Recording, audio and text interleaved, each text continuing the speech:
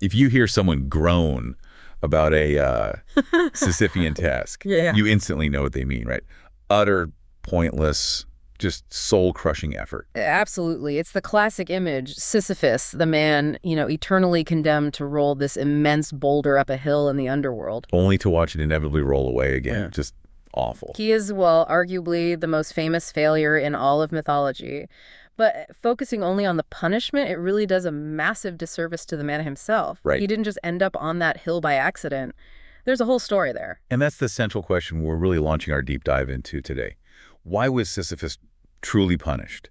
And, how did this legendary king of Corinth earn the reputation as the single craftiest, most cunning man in all of Greek mythology? Because that fate, that specific punishment, it wasn't for just any common criminal. It was like custom tailored. Tailored for someone who genuinely believed his own intelligence could outmaneuver fate itself. Yeah. And even the Olympian gods. Exactly. So our mission here is to take a really hard look at the sources, the Homeric epics, the later Greek tragedies, the Roman reinterpretations, and crucially, the modern philosophers, too. To get past just the Rolling Stone image. Right.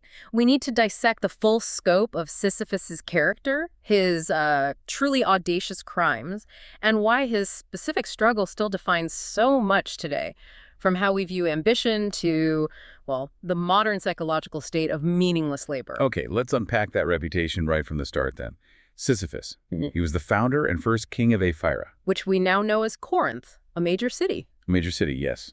And the punishment, we all know it, rolling that immense boulder up a steep gradient in Tartarus, a cycle of completion just forever snatched away. It's the ultimate cosmic treadmill, as you said, total utility. But even before he committed his first documented act of treachery, the essence of Sisyphus seems kind of written into his name, or at least how later scholars saw it. Yeah, that's an interesting point. When you look at the suggested origins of the name Sisyphus, you find this immediate ambiguity, but it often circles back to his defining characteristic, his cleverness, his cunning.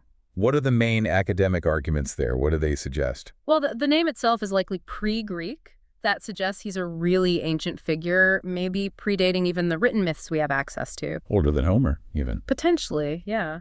But the linguist R.S.P. Beeks, he suggested a connection with the root of the word sophos. Sophos meaning wise or cunning. Exactly. So if that connection holds, his name inherently linked him to acute intelligence, strategic knowledge.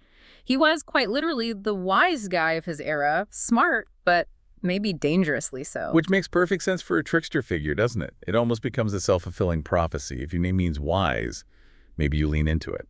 It certainly seems to fit, though, we should also mention the less common theories, just for completeness. Like what? Like the one proposed by the German mythographer Otto Group. He linked the name Sisyphus to Sisyphus. Sisyphus. What does that mean? It means a goat's skin, possibly related to some kind of old rain charm or an agrarian ritual. Huh. Okay, that's different. Shifts the focus completely. It does. It moves from intellectual cunning to something more tonic, maybe a localized power over nature, something earthy. But the main takeaway remained his intelligence. Pretty much, yeah. Regardless of the etymological ambiguity, the Greek world ultimately settled on the definition that mattered most. Sisyphus was defined by his Sophia, his acute manipulative wisdom. So right away, he's introduced as this figure of highly specific and, well, dangerous cunning. So whether he was named for wisdom or a goat hide, he definitely ended up acting like the smartest, perhaps slipperiest man in the room. And to truly appreciate the sheer audacity of his crimes, the ones against the Olympians, we really have to first firmly establish his position, his reputation within the mythological world. Okay. Homer, the poet whose work pretty much defined Greek culture for centuries, he famously describes Sisyphus in both the Iliad and the Odyssey as Kerdistos in Ron. Which translates to? The craftiest of men, or sometimes most cunning or most gainful. He was the gold standard for intellectual manipulation, for getting ahead through wits. And he didn't just spring from nowhere, right? He came from a pretty important family, if maybe a bit dysfunctional. Extremely dysfunctional is probably fair. Yeah, he was the son of King Aeolus of Aeolia and Enerete, and he was part of this huge, sprawling family that included loads of other significant mythological figures, like his brothers Athamas and Salmoneus. We'll definitely get back to Salmoneus. Oh, absolutely. And Sisyphus married the Pleiad Merope, one of the seven sisters you see in the sky. Right, the star cluster. Exactly. And her star, Merope's star, is famously the dimmest in the Pleiades constellation. Some later stories suggested maybe this reflected her shame, at marrying a mortal figure who committed such wickedness. Interesting touch. And they had children. They did. Through Merope, Sisyphus fathered Ornatian, Glaucus, Thersander, and Ulmus, so he establishes a lineage. The family tree alone gives him serious mythological weight. I mean, Glaucus, his son, wasn't he the father of Bellerophon? That's the one. Bellerophon, the hero who rode Pegasus and slew the Chimera. Wow. So Sisyphus is the grandfather of a major Greek hero. Exactly. He's the progenitor of major heroes. But here's the nugget, the detail that really stands out if you're digging into this material properly. Okay. Several ancient sources, including the historian Istrus, actually claim that Sisyphus, not Laertes, was the true father of Odysseus. Wait, hold on. Odysseus. The Odysseus. Huh. The ultimate hero of cunning and strategy. The guy who invented the Trojan horse. That Odysseus. The claim is that Sisyphus seduced Odysseus' mother, Anticlea, before her marriage to Laertes, or perhaps even during it. Okay, stop there. If Sisyphus is the true father of Odysseus, the man known for Metis, for cunning intelligence, for strategic delay, what does that imply about the whole legacy of intelligence in the Greek heroic age? It implies, that the bloodline of Metis, that specific Greek concept combining cunning, practical wisdom, and skill, it runs directly from Sisyphus straight through Odysseus. So it's not just two famous tricksters who happen to be clever, it's a direct lineage. Potentially. It could be an attempt by later mythographers to create a single source, a fountainhead, for that kind of strategic brilliance. It establishes this line defined by intellectual superiority and, crucially, by the ability to find loopholes in fate, which is exactly what Sisyphus specialized in. So Sisyphus is maybe the original godfather of strategic thinking in Greek myth. Wow. But okay, before these epic connections, he had to secure his own legacy first, as king. Which he did. He founded Ephyra, which was later renamed Corinth, and by most accounts he was a highly effective king, if morally flexible. Right. The sources credit him with significant public works. Absolutely. Yeah. Including establishing the Isthmian Games. That's a big deal. Those were one of the 4 great Panhellenic Games, right? Alongside the Olympics. A huge civic achievement. A massive achievement. Pausanias, the geographer, he tells us Sisyphus established the games in honor of Melicertes, this boy whose body washed ashore near Corinth. Melicertes. Wasn't he related to Ino and Athamas? Part of another tragic family story? Yes, exactly. His mother Ino leaped into the sea with him. Sisyphus found the body, ensured it was given proper funeral rites, and instituted the games, which, paradoxically, suggests he was concerned with ritual propriety. A concern he would later weaponize against the gods themselves. Precisely. Alternatively, the poet Pindar suggested the games were founded under the guidance of some local nymphs. Either way, Sisyphus was a king of action, building his city's prestige. But his true character is ruthlessness. It really comes out not in founding games, but in that conflict with his own brother, Salmoneus. Can you detail that treachery for us? It sounds nasty. Oh, it's profoundly nasty.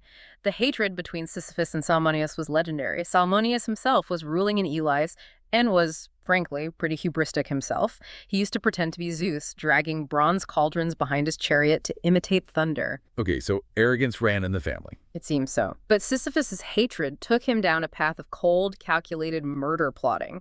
He actually went to the Oracle of Delphi. To ask for permission. Not permission, to ask for guidance. Not on if he should kill his brother, but specifically how to do it without suffering severe, direct consequences. He was looking for a clean kill, consequence-free, always gaming the system. Always anticipating the divine retribution, looking for the loophole. Always.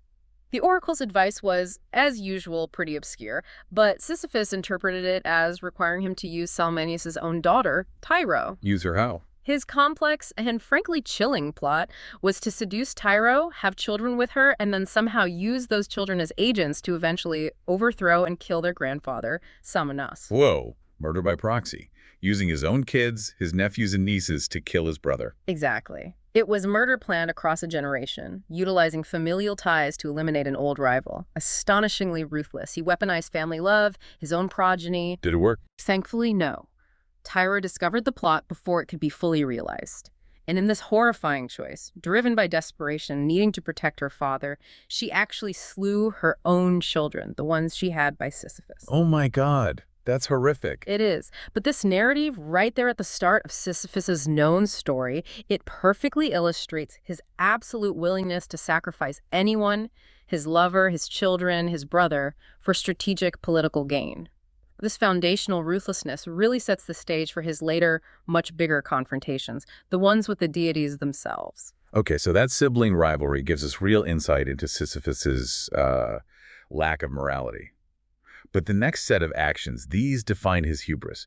We're moving now into the territory of him betraying Zeus directly and then defeating the concept of death itself. Right. These are the acts that were so disruptive, so fundamentally challenging to the cosmic order, that they demanded an eternal, uniquely designed punishment. This is the moment Sisyphus really crosses the line, isn't it? He stops being just a tricky local king. And starts challenging the fundamental power structure of the cosmos.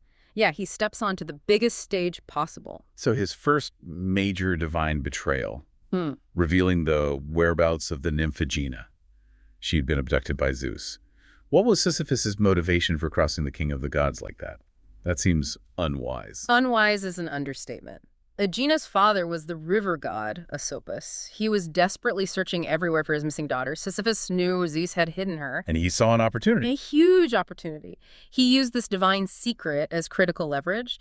But crucially, Sisyphus didn't betray Zeus out of, moral principle or loyalty to Sisyphus. He did it for a completely practical, almost mundane, yet vital exchange. Which was? Sisyphus had to cause a permanent, reliable spring of fresh water to flow on the Acropolis of Corinth, the Acrocorinth. Wait, he traded the secret location of Zeus's kidnapped lover for city plumbing. Pretty much. The betrayal of the ruler of the entire universe was bartered for municipal infrastructure. It's astonishingly pragmatic when you think about it. What does that mindset tell us? Sacrificing divine obedience for something as basic as a reliable water source. Does it suggest he saw himself more as, a responsible king just prioritizing his city? Or was it pure arrogance? It certainly suggests his priorities were entirely earthbound and utilitarian. He viewed divine secrets, godly power, everything, as commodities. Things to be traded for, tangible, beneficial results for his kingdom, his people. He was willing to risk eternal damnation for better public works. That seems to be the calculation.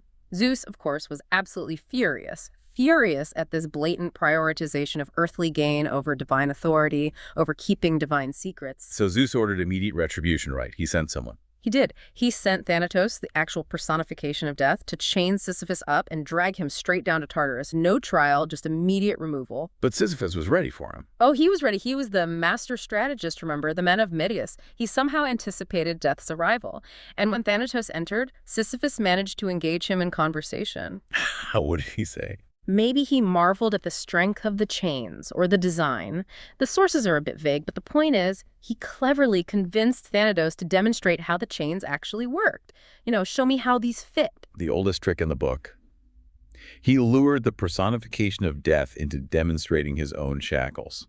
Unbelievably, yes. And in doing so, Sisyphus trapped Thanatos himself. He actually chained death and then hid him away somewhere. The audacity. Just chaining death. What did that do to the world? The consequence must have been absolute cosmic disruption. Chaos. What kind of chaos? What were the specific effects on Earth? Well, the sources describe a world plunged into this bizarre, inverted state. Since death was bound, literally no one could die. No one. Anywhere. No one. Soldiers wounded in battle would just bleed and suffer but never succumb. The old, the desperately sick, they lingered endlessly, unable to find release from their suffering. That sounds horrific. Yeah. Not peaceful at all. Not at all. Yeah. And it had other consequences, too. Sacrifices to the gods were disrupted because, the sacrificial animals couldn't actually die to complete the ritual. The whole cosmic machine, the divine economy of life and death, it just ground to a painful halt. And who was the god most annoyed by this cessation of mortality? Ironically, it was Ares, the god of war. Why Ares? Well, Ares derives his satisfaction, his power, his whole purpose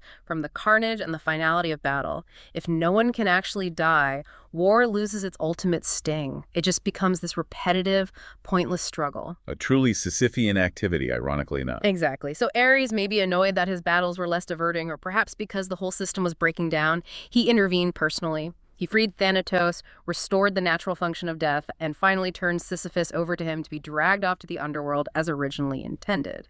Now, you mentioned there was an alternative version. about who got chained. Yes, that's right. In some perhaps more dramatic versions of the story, it wasn't Thanatos, the personification, who was chained. It was Hades himself, the actual ruler of the underworld. Chaining a major Olympian god, that raises the stakes considerably. Immensely. In that version, the gods couldn't just send Ares. They had to threaten Sisyphus, not with immediate punishment, but with something maybe worse for him. An endless, miserable earthly life. A slow, painful decline that would make him wish he were dead if he didn't release the captured god. So they used his own desire for life against him. Exactly. The cunning man was forced to comply by the promise of protracted suffering on Earth. Okay, so either way, he's forcibly taken away this time. He's been beaten by Ares or pressured by the gods. Thanatos finally has him. That really should be the end of the story. You'd think so. But Sisyphus still has one more trick up his sleeve. Cheating death, part 2. He actually prepared for his own physical demise. He absolutely did. This is maybe Sisyphus's ultimate strategic maneuver, because this time he manipulates the deepest societal and ritual laws of the Greeks. How? What did he do? Before his eventual actual death, whenever that happened, Sisyphus instructed his wife, Merope, to do something shocking. He told her not to bury him, not to perform any funeral rites, no coin for Churin the ferryman, just toss his naked corpse into the public square. Why would he ask for that? He framed it as a test. He might have framed it as a test of her love, yeah. Do this unconventional thing to prove you trust me, but it was purely tactical, purely strategic. What were the ritual implications of just leaving a body unburied in the square? For the ancient Greeks, it was a catastrophic violation of piety, of sacred duty, of everything. A proper burial was absolutely essential for the soul, the psyche, to pass peacefully into the realm of Hades. Without the proper rites, the soul was believed to be condemned to wander the banks of the river Styx eternally. Restless. Lost. Okay, so Sisyphus arrives in the underworld, presumably without the proper credentials because he wasn't buried right. Then what? Then he marches right up to Hades, or maybe Persephone, the queen of the underworld, and presents himself not as a guilty soul finally caught, but as a victim of gross neglect. He plays the victim card, claiming his wife's disrespect justified a temporary return. Exactly that. He complained bitterly, probably playing on Persephone's known sense of justice or propriety. He argued that the disrespect shown by his wife, the complete lack of burial rites, was such a profound injustice, such an offense against tradition, that it basically negated the very reason he was stuck in the underworld. He needed to go back. He needed to return to the world of the living just to scold Merope and make sure his body received the proper rituals necessary for, safe passage back to the underworld later. That was the argument. And unbelievably, the rulers of the dead fell for it. They bought his legalistic, ritualistic manipulation. They granted him a temporary leave, a return ticket. A monumental strategic error on their part, because once Sisyphus was back on Earth, back in Corinth, He just didn't go back. he immediately rejected the terms of his return. He simply resumed his life, ruling his kingdom, probably laughing about his clever victory over the divine bureaucracy, enjoying the sunshine. For how long? Until he died of advanced old age many, many years later. Some sources suggest he was only finally dragged back down to Tartarus, forcibly this time, years later by Hermes, the messenger god, acting as a divine enforcer to make sure the cosmic balance was finally restored for good. Wow. He beat the divine judiciary at its own game. Not once, but twice. It truly explains why the eventual punishment had to be so specific, so utterly tailored to negate his defining characteristic, that hope, that confidence, driven by his relentless cunning. Which brings us finally to that famous image, the rock. Sisyphus's final internal fate. It was delivered to him, we need to stress, not merely because he maybe murdered his brother or betrayed Zeus for a water spring. It was because of his fundamental hubris. His belief that his own superior intellect could consistently outwit the gods themselves. Zeus, Hades, the whole system. That core belief, that arrogance, the gods finally having him pinned down for good. They had to devise a torture that specifically neutralized his defining quality, his ability to strategize, anticipate outcomes, and find a way out. So the labor itself, the rolling of the rock, had to be designed to break that spirit. Exactly. That's why the labor had to be infinitely repetitive and perpetually frustrating. The real psychological genius of Hades' final sentence wasn't just the hard work, it was enchanting the boulder itself. Enchanting it how? the stone was magically weighted, or maybe just inherently slippery, or the hill was designed so that just as Sisyphus neared the summit, that precise moment where he could anticipate success, feel that flicker of hope, it would inevitably roll away from him, back down to the bottom. Every single time. Yeah. Consigning him to an eternity of useless efforts and, crucially, unending anticipated frustration. So the real torture isn't the muscle strain, it's the psychological warfare. It's the perpetual promise of completion being snatched away at the very last second. Precisely. It's the constant cycle of hope followed immediately by failure, which, when you think about it, perfectly mirrors Sisyphus's own habit of manipulating hope and trust in his victims, doesn't it? Poetic justice, in a way. A truly cruel way. And that is the mechanism, that specific form of torture that gave us the term Sisyphean. Right. Denoting any activity that feels pointless, cyclical, maybe interminable, without any real possibility of permanent success. It perfectly captures that existential despair of repetitive, meaningless labor. It's become a universal shorthand for futility. It's fascinating, though, how quickly ancient thinkers tried to, well, rationalize this image, to move it out of the realm of just pure moral punishment and connect it to something concrete, something natural. They absolutely did. It's a very strange image, after all. One of the earliest attempts was what scholars call the solar theory. Solar, like the sun. Exactly. Some ancient scholars suggested Sisyphus wasn't actually a man at all, but a personification of the sun's disk. How does that work? The sun rises daily in the east. That's the struggle upwards, rolling the fiery disk up the hill of the sky. And then, inevitably, it sinks back down into the west, into darkness, rolling back down again. Okay. So the myth becomes an explanation for the relentless, predictable cycle of day and night. A natural metaphor. A wonderful piece of natural metaphor, yeah. It links his eternal struggle to the greatest source of cosmic repetition we experience. Were there other natural interpretations? Yes. Similarly, other scholars saw him as a personification of the unpredictable sea.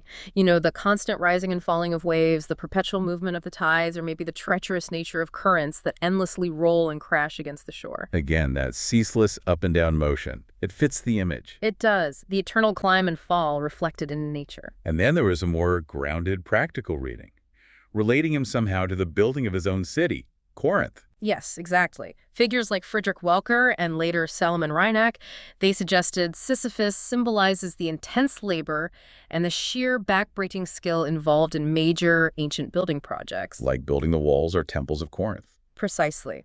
Reinach even argued the punishment might have been directly inspired by a visual representation, maybe a painting or relief, of Sisyphus literally rolling a massive stone up the steep slope of the Acrocorinthus, the Acropolis overlooking Corinth, symbolic of the immense difficulty and physical toll required for civil engineering in the ancient world. Turning his punishment into a symbol of his achievement, almost. Or at least the cost of that achievement. Yeah. But perhaps the most enduring ancient interpretation, the one that really provides a strong bridge to modern philosophy, is the political reading. Political? Who offered that? The Roman Epicurean philosopher Lucretius, back in the 1st century BC. He wrote about it in his great poem, De Rerum Naturo. And how did Lucretius see Sisyphus? Lucretius gave Sisyphus a highly cynical but very relevant contemporary meaning for his time. He saw the myth as personifying the political class, particularly in the Roman Republic. So Sisyphus represents politicians. Ambitious men, yeah. Politicians who endlessly aspire to high political office, seeking power, seeking the consulship or other honors, only to be constantly frustrated, defeated by rivals, or maybe overthrown by the fickle mob, the voters. The struggle up the hill is the political campaign. Exactly. And just when they think they've reached the top, secured the office, something happens. An election loss, a political scandal, shifting alliances, and the rock rolls back down. They have to start all over again. What specifically did Lucretius say about the object of their desire, the power itself? He argued that this constant quest for political power and status was ultimately an empty thing, a relentless, self-imposed struggle that yielded no lasting satisfaction, no real result beyond the struggle itself. The metaphor was perfect then. The politician struggles to push their agenda, or just gain power, up the hill. But at the moment of perceived triumph, the mechanisms of power, or the demands of the people, just pull them right back down. Consigning them to renewed, equally frustrating effort, Lucretius saw it as speaking directly to the vanity inherent in ambition, especially ambition without genuine public good at its heart. Wow, that reframing is profound. It turns divine punishment into a mirror for human, self-imposed, power-driven misery. That really shifts the perspective. Okay, so Lucretius definitely sets the stage for the modern philosophical engagement with Sisyphus. He stops being just a character in a myth. And becomes this potent symbol, a symbol for the struggle that defines the human condition itself. Right, and we find him popping up everywhere, from classical texts carrying forward right into, well, 20th century anxiety and philosophy. He really becomes the focal point for discussing big themes. Resilience, meaning futility, rebellion. We mentioned Homer already and Ovid briefly, but let's dive a bit deeper into Plato's use of him. You mentioned Socrates in the Apology. Yes. Socrates, while contemplating his own potential death sentence, muses about what he hopes to do in the afterlife. He actually expresses anticipation, excitement almost, about meeting figures down there, judges like Minos and Rhadamanthus, but also figures known for being wise, or at least thinking they were wise. And Sisyphus is on that list. Sisyphus is right there on the list. Socrates basically says he looks forward to questioning Sisyphus, to interrogating him, to determine who truly possesses wisdom, that word, sophos again, and who only thinks he is wise when he is not. So the greatest mythological questioner wants to interrogate the greatest mythological trickster about the very nature of his famous cunning. That's brilliant. It's an intellectual showdown for the ages, isn't it? It connects right back to the potential etymology of Sisyphus's name, fundamentally challenging his identity even in the afterlife. But let's swing back to Ovid for a second. His metamorphoses and that specific moment of stillness you mentioned. Why is that scene considered so powerful? Right, in the story of Orpheus and Eurydice. Orpheus goes down to the underworld to retrieve his wife, and his music, his song fueled by grief and love, is so incredibly potent, so beautiful, that it literally forces the laws of the underworld to pause. Everything stops. And Ovid makes a point of showing this. He does. He highlights the effect on the perpetually tormented souls. He says the Furies, the goddesses of vengeance, actually weep.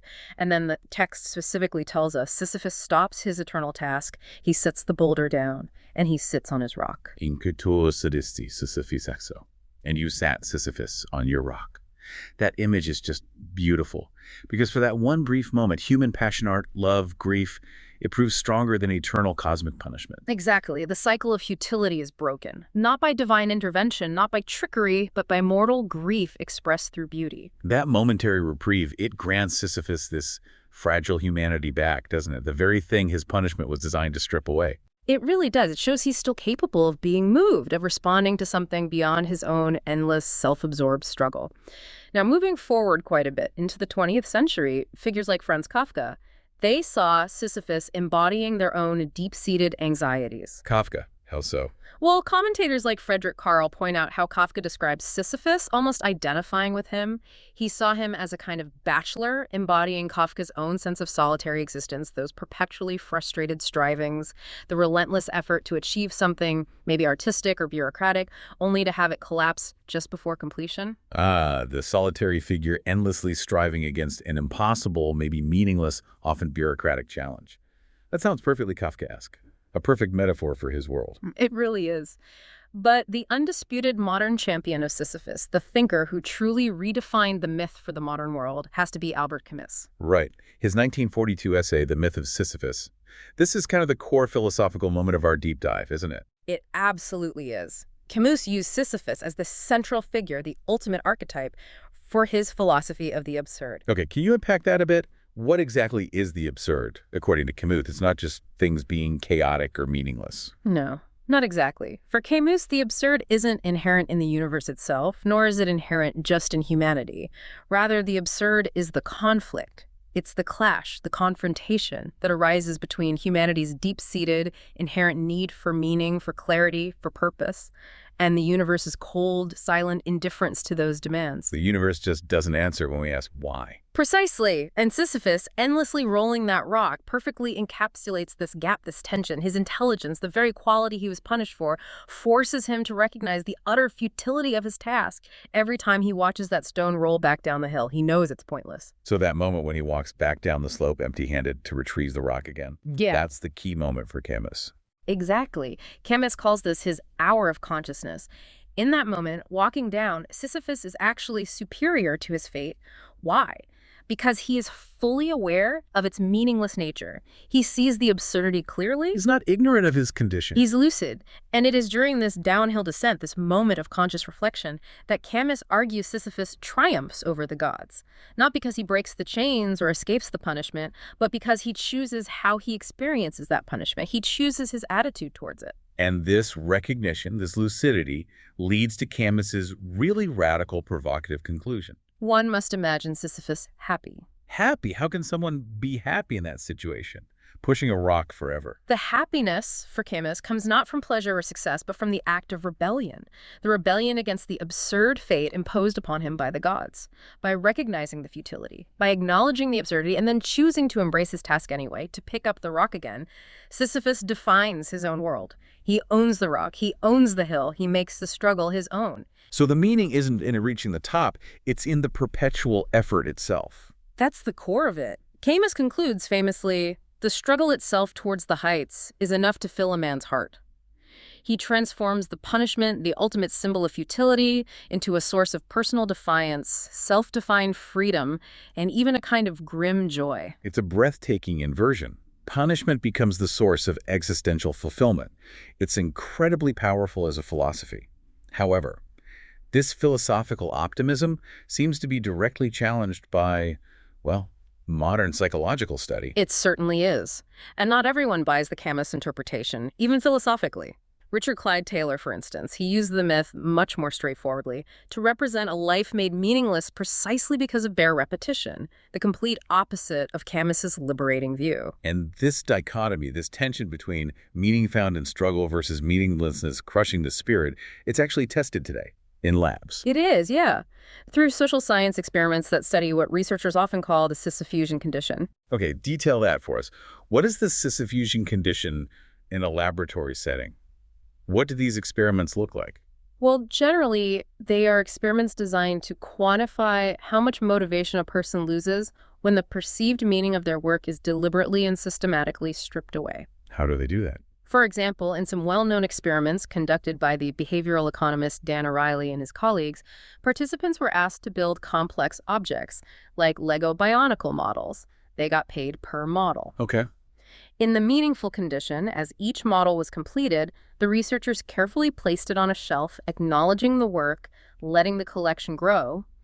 In the Sisyphusian condition, however, as soon as a participant finished building a model, the researchers immediately dismantled it, right there in front of them, putting the pieces back in the box for the next round. Oh, wow. So they were literally rolling the boulder up the hill, only to have it destroyed immediately, making the next effort feel utterly pointless. Exactly, making the output of their effort visibly useless. And what were the key findings regarding motivation? What did they find? The findings were pretty stark. People in the Sisyphusian condition, the ones whose creations were immediately dismantled, they required significantly higher monetary compensation per model to keep working compared to those in the meaningful condition whose work was preserved. They basically stopped working much sooner unless the pay kept going up. So meaninglessness had a direct, measurable cost in motivation. Absolutely.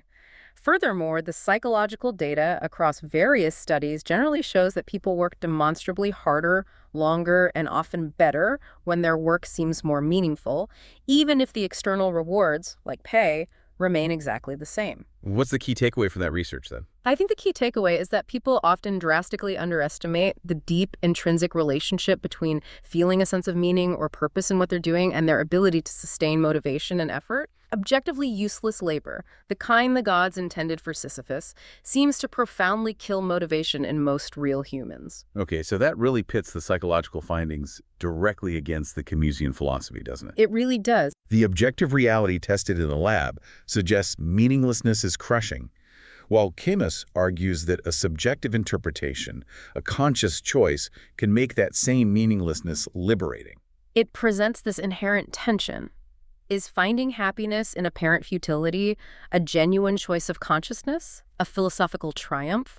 Or is it perhaps more like psychological self-deception, a coping mechanism that just keeps us moving when faced with the unbearable?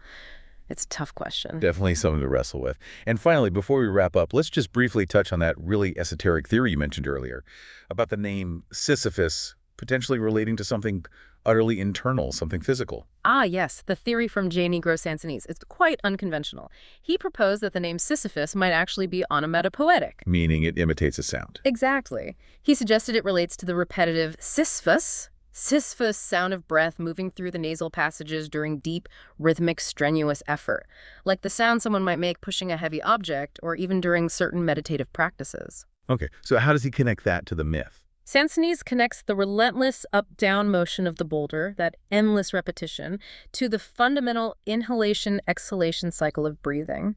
He links it potentially to archaic, trance-inducing techniques or forms of breath control used in ancient mysticism or shamanism. So the eternal struggle with the rock could actually be a coded description of a deeply spiritual or meditative breathing exercise that would completely recast Sisyphus. It would. It recasts him not just as a trickster king, a punished hubristic figure, or even a philosophical archetype, but potentially as a kind of mystic, someone achieving a state of altered consciousness, maybe even enlightenment, through relentless mechanical repetition.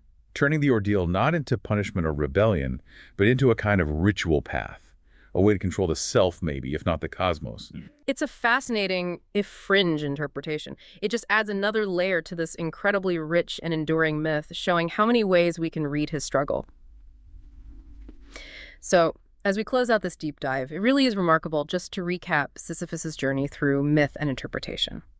We began with that simple definition, right? A Sisyphean task, the pointless rolling of a rock imposed by divine wrath. Just a synonym for futility.